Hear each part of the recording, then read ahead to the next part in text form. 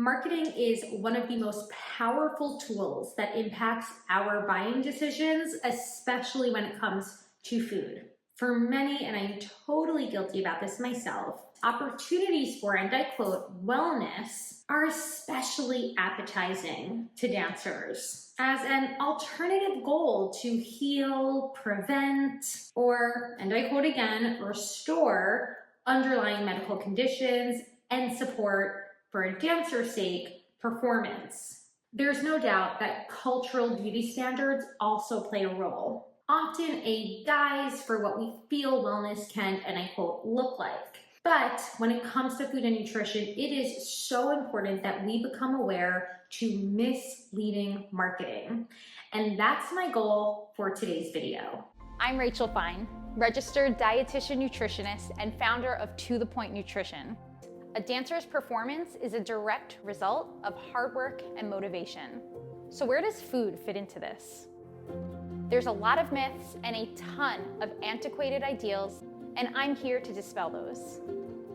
Hi, I'm Rachel Fine. I'm a registered dietitian nutritionist here to help dancers build the most supportive relationships with food while also learning how to fuel their bodies. Doing this work becomes really challenging when we have to sift through a lot of misleading marketing messages telling us what we should eat, what we shouldn't eat, what we should look like, and what we should attain for. Unfortunately, all of these shoulds often get translated to very unsustainable, unhealthy, and unsupported behaviors, especially in regards to how dancers are fueling their bodies and how they are moving their bodies. Not only are a lot of marketing phrases deceptive, but some can even be harmful, leading us into the development of very restrictive, oftentimes, and I quote, clean eating food rules. I want to explore some of the most common misleading marketing phrases, unravel them with you so that you can identify what's unhelpful and make more supportive decisions at your mealtimes. So the first marketing claim that we are unraveling today is, only eat foods with ingredients that you can pronounce. Oof, this one irks me. It's not necessarily wrong to choose foods with an ingredient list of ingredients that you can both identify and pronounce, as it can be an easy way to decipher nutrient-dense options, ones that are full of whole grain ingredients like fibrous grains, oats, dry fruits, and dates, and all that good stuff. But it's important to remember that a food's nutrient density is not solely defined by the complexity or familiarity of the ingredients within that food. In fact, and I quote, good food choice for a dancer spans way beyond its nutritional characteristics. The Healthy Dancer, my program that I'm always encouraging, is designed to help dancers look beyond just this. And the same holds true for food processing. Sometimes a lot of processed foods might contain ingredients, additives, and preservatives that sound really unfamiliar and, for lack of a better phrase, like a chemistry exam. But these ingredients have been tested, regulated, and mandated to fit into safety parameters, approved by regulatory bodies within our country. And on a similar note, even foods, whole foods for that matter, that don't require the same type of food labeling. Think of whole fruits like bananas, apples, oranges. These are also broken down into rich bioactive compounds that you likely cannot pronounce and that also look like a chemistry exam. So it goes without saying, you can in fact eat foods even if those foods have ingredients that you cannot pronounce or don't necessarily recognize. The next misleading marketing phrase is, it's guilt-free. Oh, this is another one that irks me. Now, much of my work as a non-diet dietitian involves helping dancers to unravel, if not prevent, feelings of food guilt after eating. And I quote, guilt-free eating patterns is definitely a phrase you're going to find often in my work. But when it comes to this type of misleading marketing, I'm referring to phrases like guilt-free in the context of describing certain foods or maybe desserts as being guilt-free. Let me reiterate, yes, all foods should be guilt-free. You should not experience guilt, unless of course you, for whatever reason, stole the food from somewhere or someone. Other than that, there is no reason to feel guilty about nourishing your body, no matter what that food is.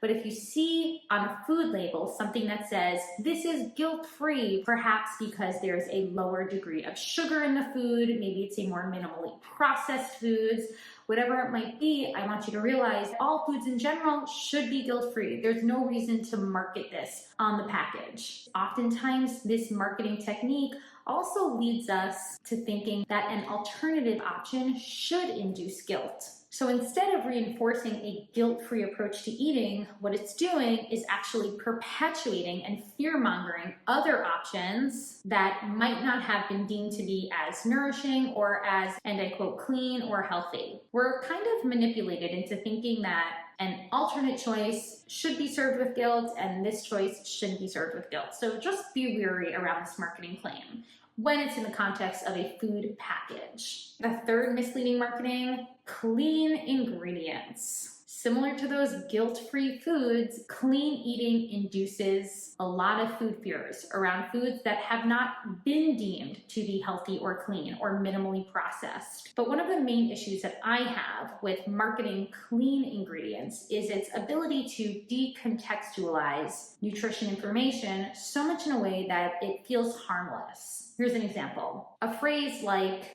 and I quote, "A healthy diet is built on one with clean and minimally processed foods and ingredients." If we break that statement down, it is true that whole, minimally processed foods will provide our bodies with nutrient-dense options and nourishing ingredients that will support so many aspects of our physical functioning. But it's important to also know that foods that are not whole or minimally processed might also be chock full of nutrients and might also very much support our bodies at both the metabolic and physical level. In fact, food processing broadens our ability to eat more foods in a way that's both safe, tasty, and convenient or available. For most answers, however, even a simple phrase like clean eating or clean ingredients continues to perpetuate a very all or nothing mindset around food, further spiraling into food guilt, into food anxieties, and ultimately just not helping our overall relationship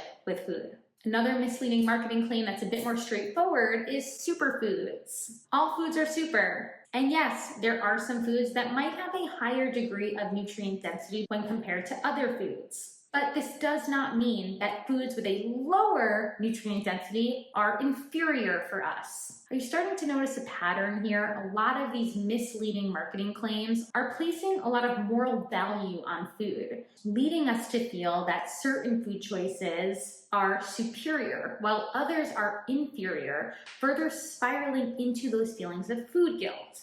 So just remember that in identifying your own misleading marketing claims. But back to superfoods. First and foremost, terms like superfoods are not actually regulated. So there is no way to determine if one food is deemed to actually be more, and I quote, super when compared to another food. So recognize that a lot of these marketing techniques don't actually mean that one food is superior to another food, and in fact, just feed into that rhetoric that causes a lot of food guilt. And the final marketing claim that I want to point out is newer for me on the list. And it's one that I'm noticing pop up as a product of the anti-diet approach with an increased awareness of what diet culture is, which by the way is a plus and a huge improvement from where we at from a cultural standpoint in comparison to decades ago.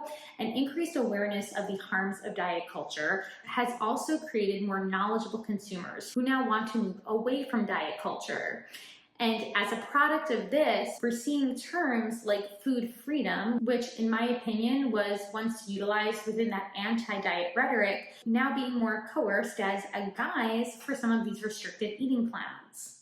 It can be super challenging these days. With that growing demand comes the increased challenges of actually deciphering what is anti-diet and what is actually diet or, and I quote, wellness repackaged. In my work with dancers, I make an active effort to continuously dismantle both dancer diet culture and the dieting mentality. Marketing phrases such as the ones I described in this video can be super misleading. to make informed decisions. It's crucial to look beyond these buzzwords. That doesn't mean that we can't or shouldn't purchase foods that have certain claims on them. That would also be pretty limiting. Rather, we need to recognize these claims and seemingly harmless phrases, not letting them be the sole drivers behind our mealtime decisions.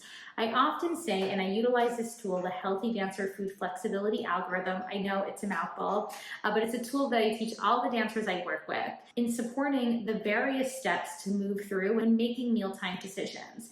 And nutrition information is only part of that story. We want to consider things like intent, food preferences, accessibility, the options that we have in front of us. All of this matters when making mealtime decisions. It's not only about the claims, it's not only about the nutrition information, but I recognize that a lot of this is often easier said than done.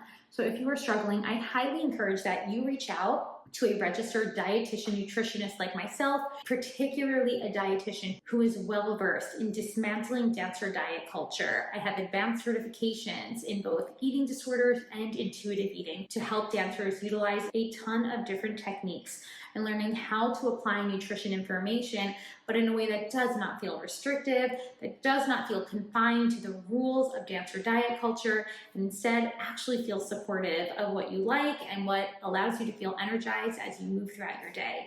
I'm going to share all the links in the show notes. Until next time, I'll talk to you soon.